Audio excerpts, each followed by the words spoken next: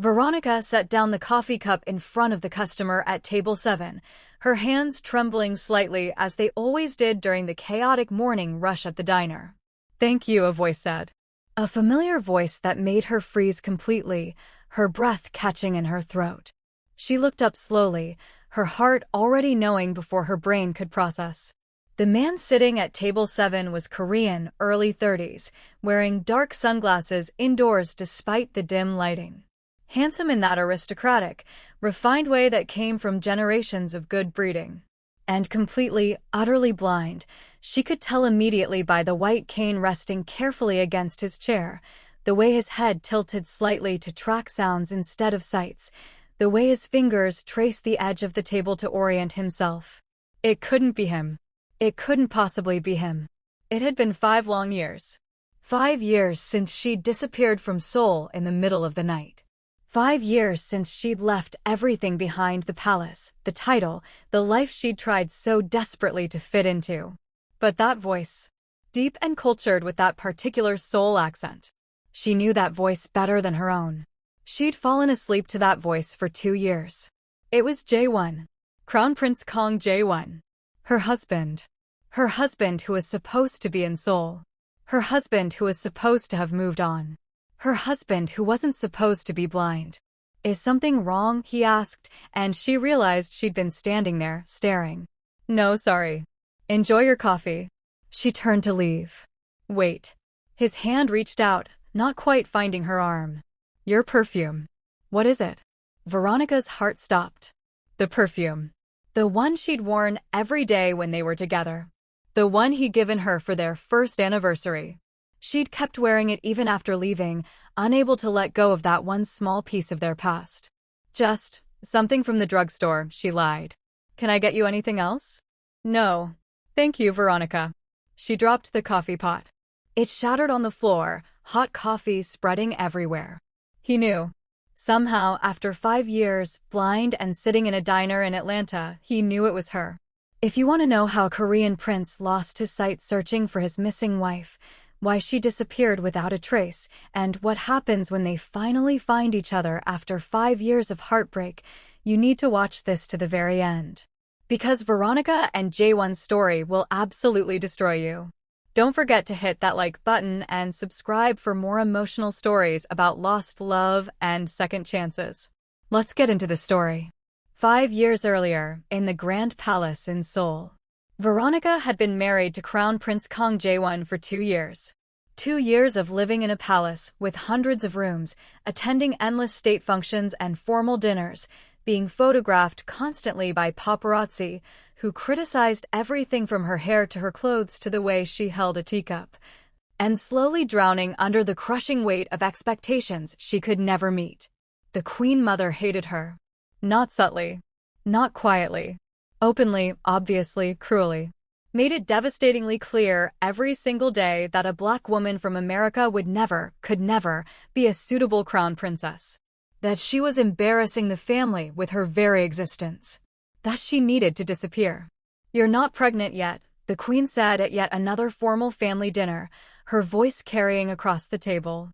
2 years of marriage, and still no heir. Perhaps this marriage was a grave mistake from the beginning. Jae-won defended her immediately, as he always did. "Mother, that's enough. We've discussed this. She's not one of us. She'll never be one of us. The people see that. The press sees that. Everyone sees it except you." That night, Veronica sat alone in their private quarters crying until she couldn't breathe. Jae-won found her and held her, but even his arms couldn't protect her from the constant, relentless pressure. "Don't listen to her," he whispered into her hair. "I love you. That's all that matters. My love is enough." "But she's right, Jae-won. I don't fit here. I've been trying so hard for 2 years, but I'll never be Korean enough, royal enough, perfect enough for them. For your family. For your country. You're perfect to me. You're everything to me." But his love, as pure and real as it was, wasn't enough to protect her from the constant scrutiny, the racism disguised as preserving tradition, the photographers who followed her everywhere hoping to catch her making a mistake, the tabloids that criticized every single thing she did or said or wore. Then came the scandal that broke her. A tabloid published photos of her father back in Atlanta. Photos from 20 years ago, before she was born. Her father had been arrested for theft, a crime he'd served time for, paid his debt to society, and rebuilt his life from. But to the Korean press, it didn't matter.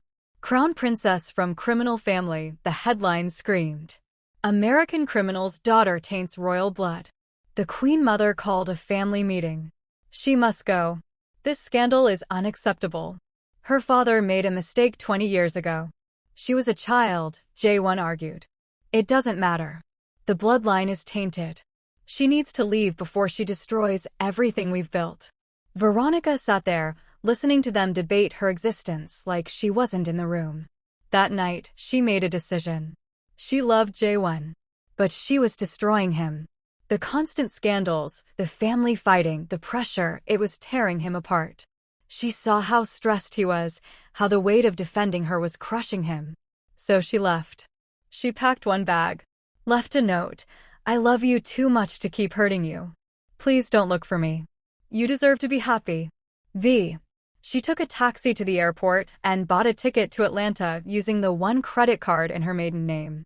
And she disappeared. Jae-won found her gone the next morning when he woke up to an empty bed. Read the note she'd left on her pillow. And absolutely, completely lost it. He called the police within minutes. Hired every reputable private investigator in Asia within hours. Offered massive rewards for any information. Appeared on television multiple times begging desperately for any leads. My wife is missing. Crown Princess Veronica Kang. Please, if anyone has seen her, if anyone knows anything about where she might be, please contact the palace. I just need to know she's safe. I need to know she's okay. Please. The Queen Mother tried repeatedly to convince him to stop the search, to let Veronica go. She left you. She made her choice. Move on. Find someone suitable. I will never move on. I will never stop looking for her. Not until I find her or I die trying. You're embarrassing yourself. Embarrassing the family. A crown prince begging on television. I don't care about embarrassment. I don't care about appearance. I only care about finding my wife. He searched obsessively for 6 solid months. 18, sometimes 20 hours a day. Barely sleeping more than 2 or 3 hours a night. Barely eating. Barely functioning. Traveling personally to every lead, every possible sighting, every reported clue no matter how thin. Then came the accident that changed everything. He was driving at 3 a.m. to check yet another lead in Busan, running on no sleep for the 3rd day straight. Exhausted beyond reason. A truck ran a red light at a major intersection. The crash was absolutely catastrophic. Jae-won survived. Barely. Traumatic brain injury. Broken ribs. Collapsed lung. 3 weeks in a coma. When he finally woke up in the hospital, surrounded by machines and his crying family, he couldn't see anything. Complete darkness. The doctors explained that the trauma to his brain had damaged his optic nerves. It might be temporary. It might be permanent. They genuinely couldn't predict which way it would go. His mother stood beside his hospital bed. This is because of her. Because you couldn't let go. Now look at you. I need to keep looking, he said from his hospital bed. You're blind. You can barely walk. You need to accept she's gone. But he didn't accept it. He learned to live as a blind man, learned Braille, learned to navigate with a cane, learned to function, all so he could keep searching for his wife. For 5 years, he searched. Hired investigators who had no new leads. Followed tips that went nowhere. Refused to give up. His family thought he was losing his mind. She doesn't want to be found. Let her go. I will find her. Even if it takes the rest of my life. Meanwhile, Veronica was in Atlanta, Georgia, working 3 jobs to survive. Waitressing at a diner, cleaning offices at night, doing data entry on weekends. She'd had to start over completely. No palace. No money, she'd refused to use any royal accounts or connections. No safety net. Just her and the life she'd left behind. She kept up with Korean news online. Saw the reports of Jae-won's accident. Saw he was blind. Almost called him 1,000 times. But what would she say? Sorry I ruined your life and caused you to go blind? She cried herself to sleep most nights. Worked herself to exhaustion so she wouldn't think about what she'd lost. Until the morning he walked into her diner. She didn't know he was in Atlanta. Didn't know he was still searching. Didn't know that his latest investigator had gotten a hit on her social security number being used at this diner. Now he sat at table 7 in this Atlanta diner, blind but somehow knowing exactly who she was. Veronica, please sit down. We need to talk. We need to really talk. I'm working, I can't just. I bought the diner. This morning. Before I walked in here. Cash purchase. You're not working right now. You're officially on paid leave. Please. Sit down. She sat slowly, her mind absolutely spinning, unable to process what was happening. You bought the diner? How did you even find me? How did you know I was here? I've been looking for you for 5 years straight. Did you really think I'd ever let you walk away again once I found you? Jaewon, I'm so sorry. Why did you leave? His voice cracked with real pain. Why did you leave me without even a conversation? Without letting me have any say? I was destroying you. Your family hated me. The scandals were endless and getting worse. I was watching you get crushed under the weight of defending me every single day. I loved you too much to keep doing that to you. So you left. Without a word. Without letting me choose. Without giving me any say in my own life. You would have chosen me. You always chose me. And it would have destroyed you eventually. I saw it happening. The stress was killing you. And you think these 5 years haven't destroyed me? You think losing you, searching everywhere desperately, the accident, going blind, you think that was somehow better than staying together. The accident was my fault, I caused it by leaving. No. It was mine. I was so desperate to find you, so exhausted from searching nonstop that I wasn't paying attention to the road. I take full responsibility. But I'd do it all again. Go blind 1,000 times if it meant finding you. Don't you understand that? I'm so sorry. I'm so sorry. I don't want sorry. I want to know, do you still love me? That's not fair. Do you still love me? Yes. I never stopped. Not for 1 second. Then come home. I can't. Your mother. My mother doesn't run my life. I do. And I choose you. I chose you 5 years ago. I choose you now. I will always choose you. But I'm still the same person. Same scandal-prone American. Same person who doesn't fit. Good. I don't want you to fit. I want you. Exactly as you are. Veronica was crying now. I left because I love you. Because I wanted you to be happy. I haven't been happy for 1 single day since you left. Not one. I've been a ghost, Veronica. Just existing. Searching. Waiting. Please don't make me wait anymore. What about your duties? Your family? I abdicated. What? 6 months ago. I gave up my claim to the throne. Told my family I was done living for them. That I was going to live for myself. For us. If you'd have me back. You gave up being crown prince? For me. I'd give up everything for you. I thought I'd proven that. She looked at him, this man who'd searched for 5 years, gone blind, given up a throne, all for her. I don't deserve you, she whispered. That's not your choice to make. I love you. The question is, will you come home with me? I don't know if I can go back to Seoul. To that life. Then we won't. We'll stay here. Or go anywhere you want. I don't care where we are as long as we're together. You'd stay in America? Away from your family. My family let you leave. They watched you suffer and did nothing. You're my family now. Just you. Veronica reached across the table, took his hand. He gripped it like a lifeline. I missed you, she said. Every single day. I missed you so much I thought I'd die from it. I know. I felt the same way. Like I was missing half my soul. I'm scared. What if we can't make it work? We already made it work for 2 years. We can do it again. Better this time. Stronger. What if your family? They don't get a vote. This is between you and me. No one else. She thought about the 5 years of loneliness. The 3 jobs. The tiny apartment. The crying herself to sleep missing him. Okay, she whispered. Okay. Yes. I'll come home. Wherever home is. As long as you're there. He pulled her across the table and kissed her. 5 years of longing and grief and love poured into that kiss. The other waitresses were staring. The customers were clapping. Jaewon didn't care. He'd found his wife. Finally. After 5 years. And he was never letting her go again. They flew back to Seoul together. Veronica was terrified. But Jaewon had meant what he said. He'd abdicated. His younger brother was crown prince now. They were just them. His mother refused to see them at first. Sent word she wanted nothing to do with that woman. Fine, Jaewon said. Then she won't know her grandchildren. 3 months later, Veronica found out she was pregnant. Jaewon cried when she told him. After all these years. After everything. We're going to be parents? Yes. Are you ready? I've been ready since the day we got married. I'm just sorry I made us wait 5 years. You didn't make us wait.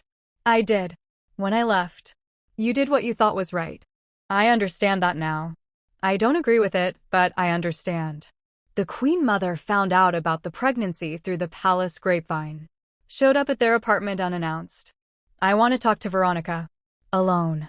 Jaewon started to protest, but Veronica touched his arm. It's okay. I can handle this. They sat in the living room, the Queen looking at her with those critical eyes. I was wrong, the Queen Mother said. Veronica blinked. Excuse me. I was wrong. About you. About everything. I watched my son search for 5 years. Saw him refuse to give up even when he went blind. Saw him give up his throne, his title, everything, all for you. That kind of love. I was wrong to try to destroy it. I appreciate. I'm not finished. I made your life hell. I drove you away. And in doing so, I almost destroyed my son. I will never forgive myself for that. I don't expect you to forgive me either. But I want you to know you are always worthy. I was just too blind to see it. Blind in ways my son never was, even without his sight. Veronica didn't know what to say. I would like to be part of my grandchild's life. If you'll allow it. I understand if you say no. I think Jaewon would want his mother involved. And I don't want my child to grow up without grandparents. Thank you. I don't deserve your kindness. We all make mistakes. What matters is what we do after. 9 months later, Veronica gave birth to a baby girl. They named her Hope. Jaewon held his daughter for the first time, running his fingers gently over her tiny face, memorizing her features through touch. Tell me what she looks like, he asked Veronica. She has your nose. My eyes. Your serious expression. My wild hair. She's perfect. Just like her mother. You can't even see me. I don't need to see you to know you're perfect. I knew that 5 years before I lost my sight. The doctors had said his blindness might be temporary when the injury first happened. It had been 5 years now since the accident. 5 long years of darkness. He completely accepted that he'd probably never see again. Had learned to live fully in that reality. But 6 months after baby Hope was born, something unexpected changed. He woke up one ordinary morning and saw light for the first time in 5 years. Just vague shadows at first, indistinct shapes. Then gradually over days, clearer shapes. Then colors bleeding through. Then actual distinct forms. Veronica, he said one morning, his voice shaking with disbelief and hope. Veronica, I can see light. Real light. Colors. I can see shadows moving. Over the next 3 months, his vision gradually, miraculously returned. Slowly at first, then faster. The doctors called it completely miraculous. A 1 in a million chance. They had no medical explanation for why it was happening now. The first thing he saw clearly, truly clearly, was his wife's face. He stared at her for a full minute without speaking, just looking, memorizing, comparing what he'd known through touch for 5 years to what he was seeing now. You're even more beautiful than I remembered, he finally said, reaching out to touch her face, comparing what he felt to what he saw. God, Veronica, you're so beautiful it hurts to look at you. I'm older now. More tired. I have dark circles. Babies spit up in my hair. I'm a mess. You're perfect. You're absolutely everything I remembered and more. The second thing he saw clearly was his daughter Hope's tiny face. He picked her up carefully, really looked at her for the first time, and broke down completely. She looks just like you, he whispered through his tears. Just like you. I told you. She has your nose. But your smile. Your eyes. Your spirit. Thank God she has your smile. Thank God. They built a new life. Not as crown prince and princess. Just as Jaewon and Veronica. Parents to hope. Husband and wife. They split time between Seoul and Atlanta. Visited both families. Built bridges that had been burned. 5 years later, they had a second child. A son this time. They named him Chance. Hope and chance, Veronica said. Our second chance. No, Jaewon corrected. Our forever chance. Because I'm never letting you go again. Promise?